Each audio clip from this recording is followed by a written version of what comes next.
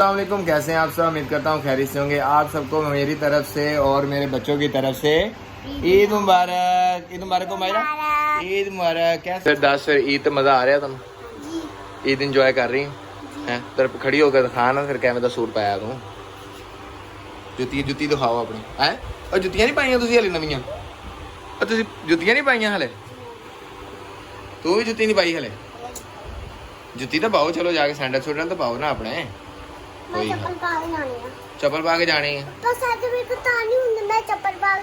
तो यार आदत पुरानी चप्पल आना नवी पा के जाना यार मेरा पुत्र। अच्छा मेहंदी भी लाई है। मेहंदी पता नहीं किने लाई है, पता नहीं मायरा ने लाई है कि नहीं। मेहंदी हत्थ लाई है। इधर देखो जी मेहंदी दिखा भाई मायरा इतने मेरे लादो ते रख के दिखाओ। देखते हैं जी मेहंदी कितनी सोहनी है। आप सब ने ये भी बताना है कि इन दोनों में से ना महानूर की प्यारी है मेहंदी या मायरा की प्यारी है। यहाँ पर ईद मुबारक भी लिखा हुआ है उन्होंने। हाँ उल्टे हाथ में तो है ना। वाह जी वाह, मायरा तो मेहंदी तो रंग भी कितना तेज चढ़िया है माशाल्लाह। किने लाई सी? ते अंगूठी भी पाई है तू? दिखाई हो अंगूठी? पर मेरे कोई अंगूठी नहीं है। ये अंगूठी की इधर देख लो। वाह जी वाह। और यार तेरे को कुछ भी नहीं होता। तू मेरी मां कभी खुश ना हुई मेरे को। लिया दांगे तेन अंगूठी।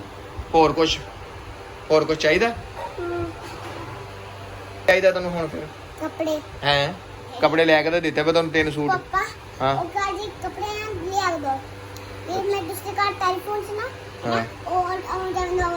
अच्छा रुक जाए। मायरा ने बैग पहना है। मायरा का बैग बहुत ही ज्यादा खूबसूरत है। तो आप सब बताएं कि मायरा का बैग कैसा लग रहा है। मायरा अपना बैग दिखाओ जरा। और ये भी बताओ कि आपके बैग में कितने पैसे हैं, कितने पैसे होंगे इसके बैग में। मुझे तो लग रहा है 10 रुपए ही होंगे। ओ कोई है गया पैसे? कोई शीशा भी रखा है इन्हें विच। ये काम देखिए जरा। इन्हें बैग दे शीशा भी रखा हुआ वा। की मसला भी की मसला? पैसे का दिले मायरा दे पैसे का दिले तेन की मसला भी की मसला है? शीशे नाल को बाल बंद होंदा वा। कोई हाल नहीं।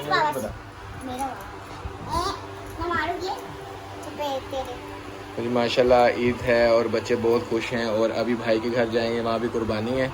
और अभी मेरा बड़ा भाई है उसके घर जाएंगे हम थोड़ी देर तक। वहाँ पर कुर्बानी है। फिर इंशाल्लाह वहाँ की भी वीडियो बना के शेयर करेंगे आपको। वाह जी वाह माशाल्लाह हैं? सुई लाई है? अम्मी ने लाई है? अच्छा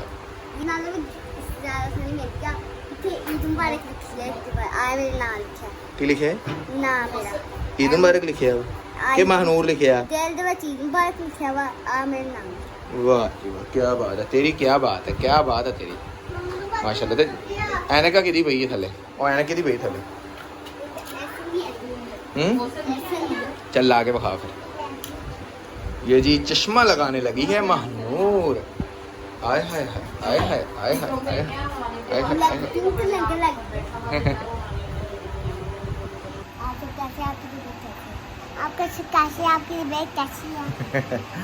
आप सबकी तबीयत कैसी है? आप सब कैसे हैं? आपकी ईद कैसी गुजर रही है? हमें कमेंट बॉक्स में जरूर बताइएगा। तो मिलते हैं अगली वीडियो में। अल्लाह हाफिज।